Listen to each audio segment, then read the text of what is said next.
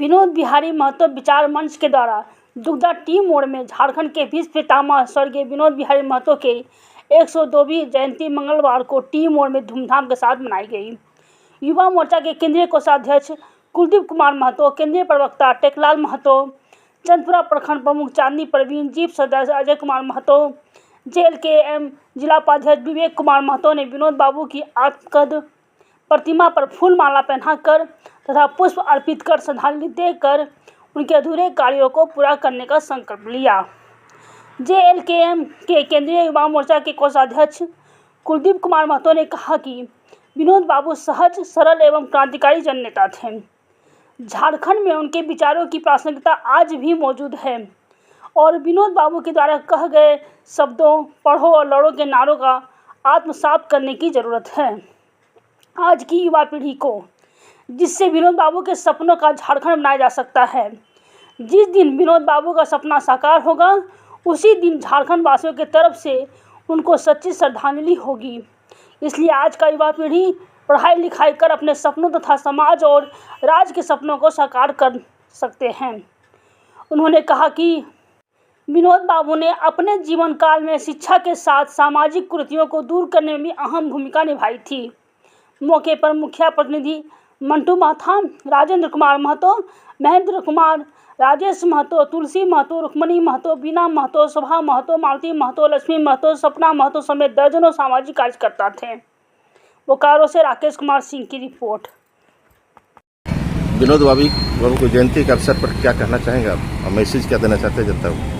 देखिए, विनोद बाबू की आज 102वीं जयंती हमारे टीमोड़ स्थित विनोद बाबू की प्रतिमा पर माल्यार्पण कर उनको सच्ची श्रद्धांजलि अर्पित कर हम लोगों ने उनकी जयंती को मनाया और यही उनको विचार देना चाहते हैं कि विनोद बाबू का जो विचार था उन्हें जीवित रखने का संकल्प लेना चाहिए और मौजूदा जो सरकार है उनको विनोद बाबू के जो विचार था, विनोद बाबू जी ने सोच कर जो झारखंड राज्य अलग किया वो आज कहीं ना कहीं मुझे इस सरकार में धूल दिख रही है। ये सरकार विफल दिख रही है। कहीं ना कहीं सरकार में लूट घसोट की जो कारनामा है ज़्यादा है। विनोद बाबू का विचार था कि अलग राज्य झारखंड होने के बाद झारखंड के वो गरीब मजदूर हर एक व्यक्ति को खुशहाल मिलेगा और झारखंड अलग राज्य का जो लाभ है हर एक व्यक्ति को मिलेगा। लेकिन ना ये हर एक व्यक्ति गरीब मजदूर को ना मिलते हुए आज कहीं ना कहीं सरकार विफल है।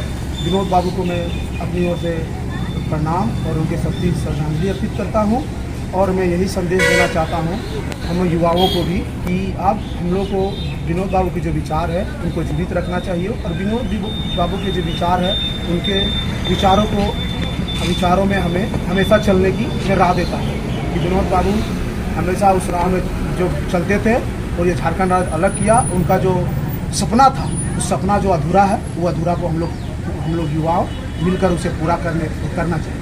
बस यही मेरा संदेश है और मैं यही करना चाहता हूँ। विनोद बाबू ने जो कहा था पढ़ो और लड़ो का नारा, बेशक हमें पढ़ना भी चाहिए और इस जनरेशन में हमें लड़ना भी चाहिए अपने अधिकारों से, अपने संविधान से।